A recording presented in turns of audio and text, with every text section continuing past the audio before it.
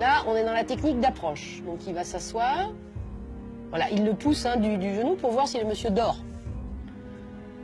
Voilà, d'un côté. Hop, je tapote avec la main. Je regarde ce qu'il a dans la poche. Est-ce qu'il a des clés? Est-ce qu'il a un téléphone? Est-ce qu'il a quelque chose qui m'intéresse? Et puis, bah, on a fait la poche droite, bah, on va faire la poche gauche. Caractéristique, une infraction, un vol. Et là, on voit apparaître un usager. C'est très clairement quelqu'un qui a le comportement d'un usager, qui attend sa rame matinalement. Et là, qu'est-ce qui lui passe dans la tête? Je ne sais pas. Vous voyez, il est...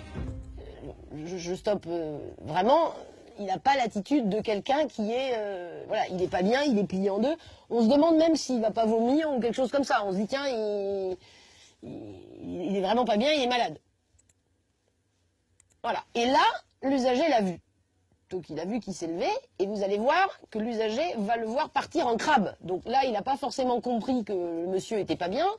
Par contre, quand on va le voir partir en crabe, là, il peut pas ne pas comprendre que le type, il est complètement saoul. Et il le voit se rapprocher, regardez, il est à 2 cm, il a les mains dans les poches, il le voit, il n'y a absolument aucun doute là-dessus, il est dans la même attitude. Et il tombe. Voilà, la chute est là, la personne est ici. Regardez l'attitude de l'usager. Demi-tour toute. Et là, je m'en vais. Et j'ai toujours les mains dans les poches. Donc, il a vu, il n'a aucun danger pour lui-même, la rame arrive. Or, l'usager qui a fait demi-tour, ça ne l'alerte pas plus. Il sent bien que le danger va... Non seulement le monsieur est peut-être KO, mort ou électrocuté, mais qu'en plus, il y a le risque qu'il soit écrasé par la rame. À aucun moment, cet usager n'a fait quelque chose de positif pour porter assistance à l'usager, ni prévenu des secours, ni interrompu le trafic, ni se précipiter vers lui, ni lever les bras au ciel, ni crier, ni faire un réflexe. Voilà, il a fui.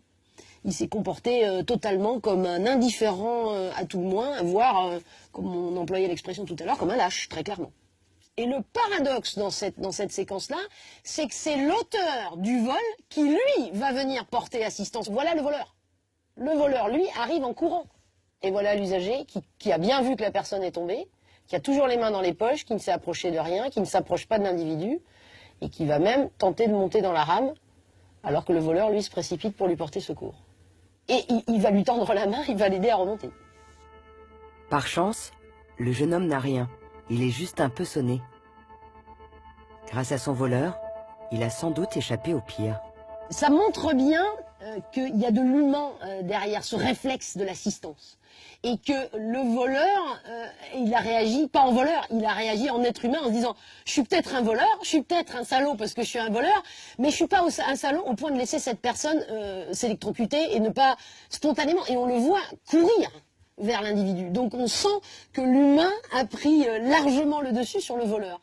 Ben, c'est peut-être la belle leçon philosophique que dans tout voleur, il y a un être humain et que dans tout passif, il y a peut-être un salaud.